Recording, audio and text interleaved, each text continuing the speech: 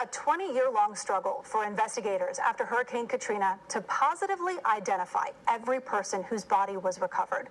It's been more than a decade since one of those cases from Louisiana has been solved until now.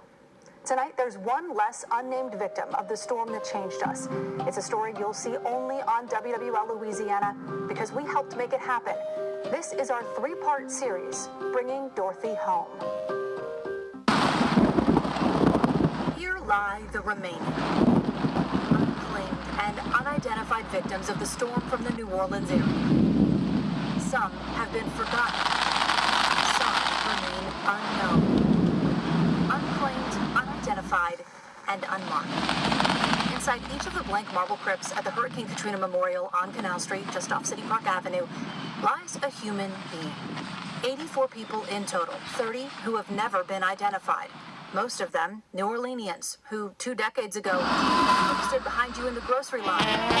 People who celebrated birthdays and saints' wins, had favorite places and people. And no doubt, had some tough days like us all.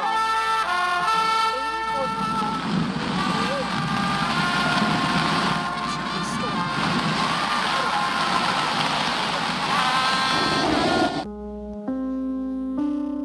Now they're forever entombed in Mid-City on a plot once used by Charity Hospital as a final resting place for the poor. The memorial is in the shape of a hurricane, like the vortex of chaos that claimed well over 1,000 lives, and the identities of dozens laid to rest here. Back in June, as we approached the 20th anniversary of Hurricane Katrina, we started asking questions about who is interred here, and how often are efforts made to identify the unidentified. We soon found out the money for that ran out a long time ago. And a comprehensive list of the descriptions of those people, their characteristics, what they were wearing, where they were found, is not available. But we knew bringing a list like that to the public could help bring closure to a family after almost 20 years. We began our search for details about the victims at the memorial in late June when we filed a records request with the Orleans Parish Coroner's Office.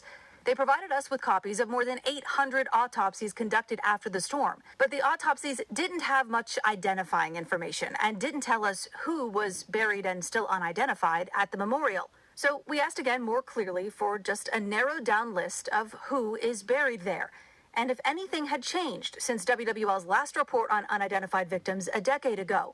After some back and forth in early July, the coroner's office told us those records do exist, but none are digitized, writing that while they can confirm no new identifications had been made in the last 10 years, digging through what could be thousands of pages of 20-year-old paper records would be overly burdensome. Of course, back then there was no digital records. Ray Terrio was with the St. Bernard Parish Sheriff's Office at the time of Katrina and knows the record keeping was often as muddy as the water. You can talk about, one of the biggest natural disasters we've ever had here.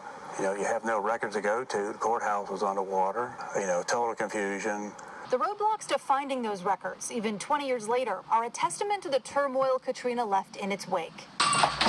After the storm, the Federal Disaster Mortuary Operational Response Team, or DMORT, came in to support the state medical examiner. Even though the bodies may have decomposed, we know that inside these are people's mothers, fathers, brothers, sons, sisters, daughters.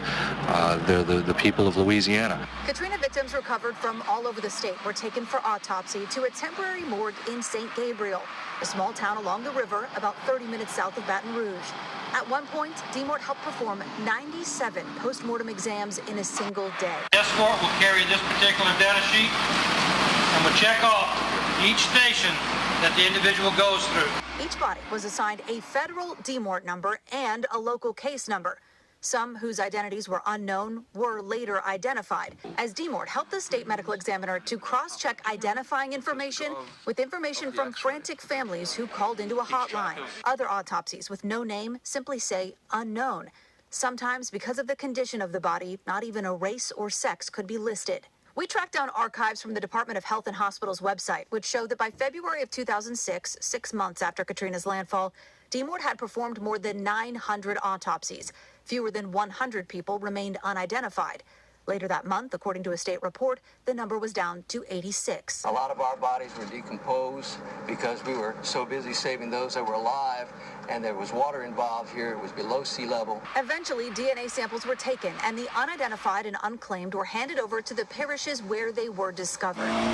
In Orleans Parish, airtight coffins went to a refrigerated warehouse on Poydras Street, each with a DMORC case number on the casket. Along with many who were still without names, some families couldn't afford to bury their loved ones or had left New Orleans. Years later, as the memorial was under construction, longtime coroner Dr. Frank Minyard was still trying to identify more than 24 nameless victims. Then we've had the horrible situation where people said, we don't want them.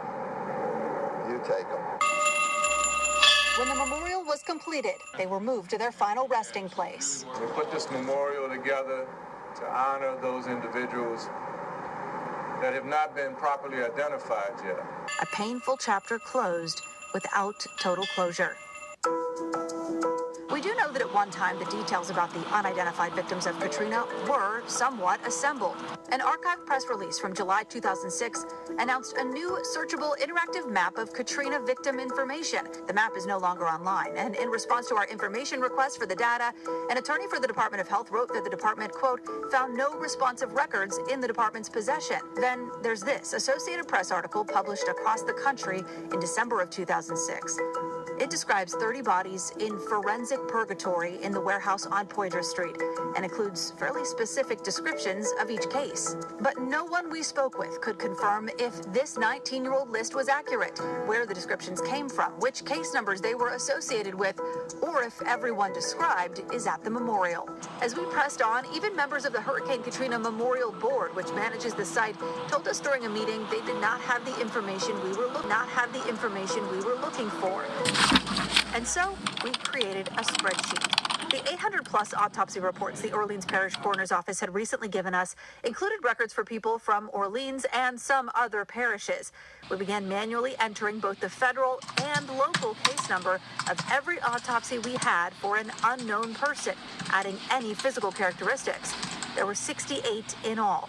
A start, but with only 30 people still unidentified at the memorial, we knew more than half of those on our list were eventually identified. And our spreadsheet was missing a lot of detail. We filled in some blanks thanks to a 2010 report from WWL Louisiana reporter Tanya Dahl, who was able to obtain several pathology reports with details about victims. And then we turned our attention to NamUs, the National Missing and Unidentified Persons System, which is free for the public to use. We found 8 entries matching case numbers on our spreadsheet with much more detail, though we don't know who put the information on the website or why for only 8 cases. While we were filling in the blanks on our spreadsheet, one case caught our attention. A white woman around 5'3" with white hair found almost 2 weeks after the storm in Araby. She wore a yellow metal chain with Joseph Cone High School engraved on it. So when we looked on NamUs and I saw they were all Orleans except for her, it made me really wonder if anything through St. Bernard had been done. My reporting partner, senior producer Tori Josie. I decided to send off an email to them to see if they had any sort of updates. And it landed on the right man's desk. All 3 of us got the email, and then, okay, what's going on with this? And then, you know what? I was here for Katrina. Let's start digging. We didn't know it at the time, but Terrio, as he says, started kicking over rocks. He kept kicking for weeks. As an investigator, he had access to the specific address where that unidentified woman was found and was able to assemble a mountain of evidence. The key, making a connection with the necklace. When they said, hey, she graduated from Joseph Cone, how many people in St. Bernard graduated from Joseph Cone? 2 weeks later, we got a call we never expected. However, I'm pretty sure that we have already solved an unidentified person. Oh my gosh! Here lie the remaining. Some have been forgotten. Some remain unknown. And at least one has been waiting for 20 years. One parish away from home.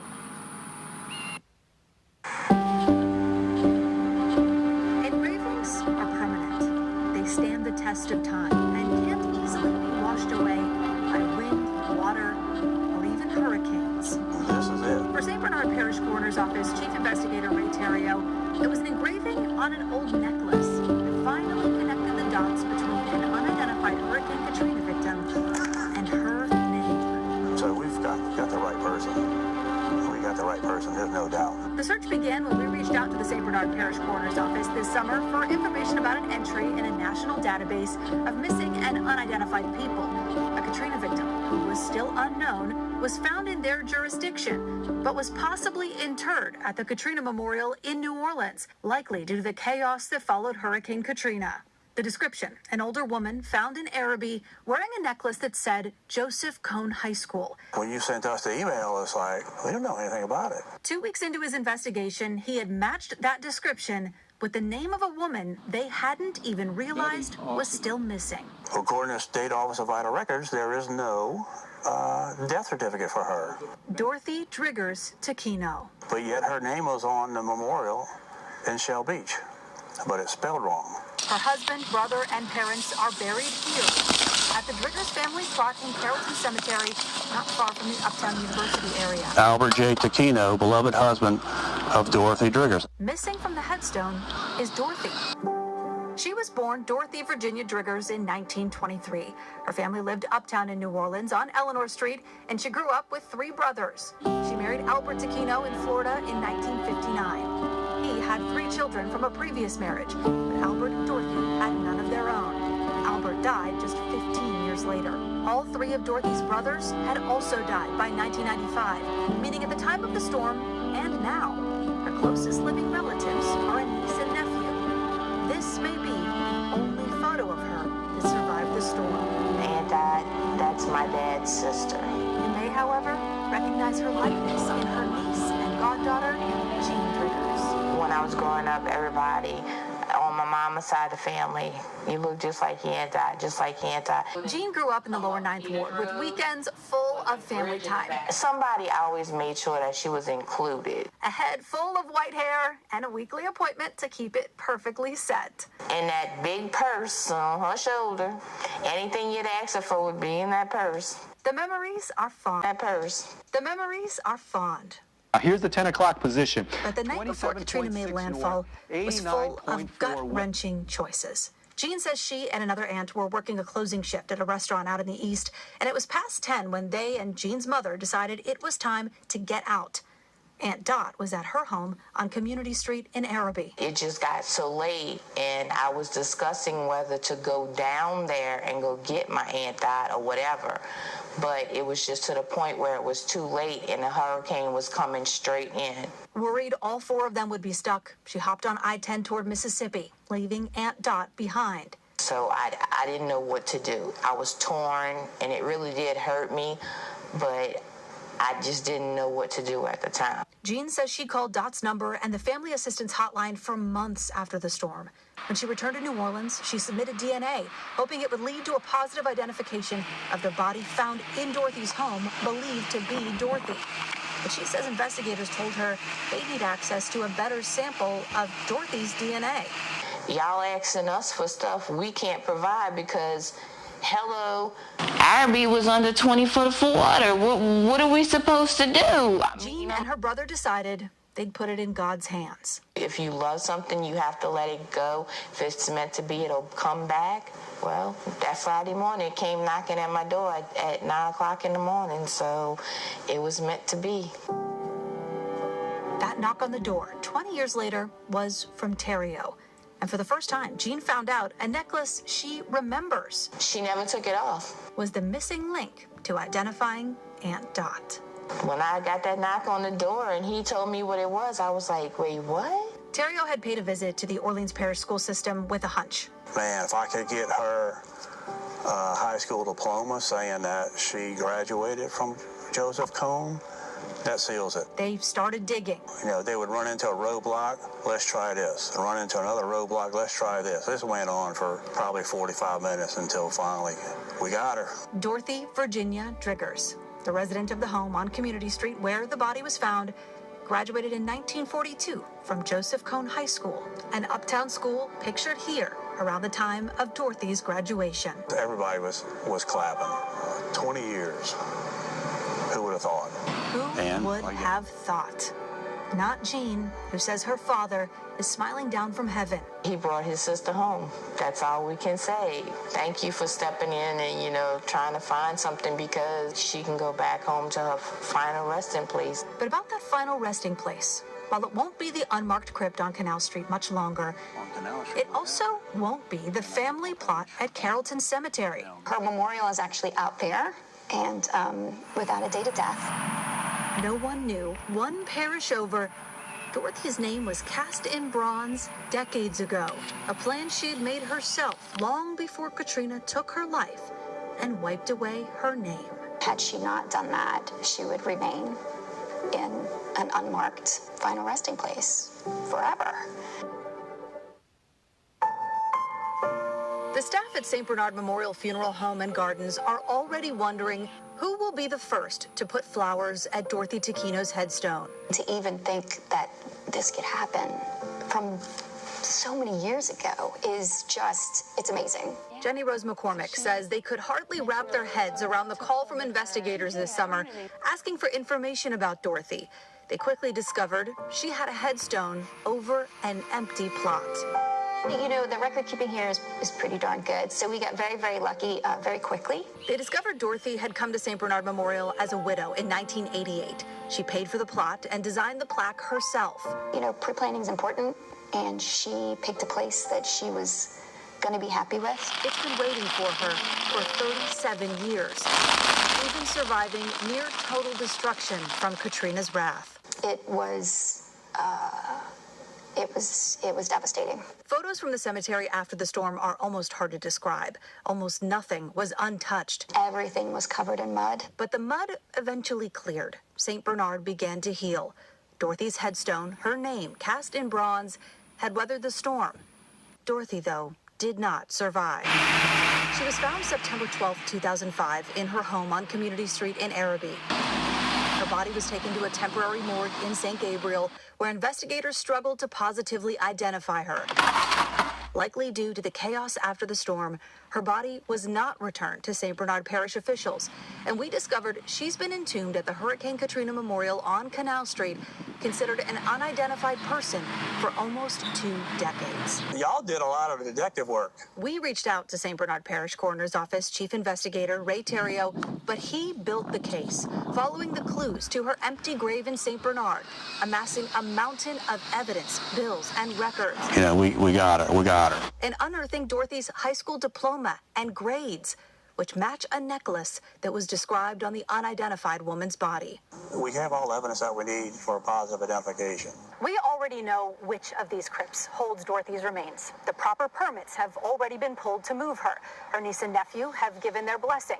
The only thing standing in the way is the Orleans Parish Coroner's Office. And standing in their way are boxes of paper records. They got a big challenge on their hand. They're doing the best they can, but they have a big challenge on their hand. Sources tell WWL Louisiana the coroner's office has begun its process of assembling and analyzing the necessary files to hand over Dorothy's body to St. Bernard Memorial. It could require searching through boxes of 20-year-old documents that have been shuffled in 3 separate office relocations. If the Orleans Parish coroner isn't satisfied with the evidence, a DNA test could be on the table. Trying to find 20 years worth of paperwork, I don't think very little was probably put on any kind of digital recording device.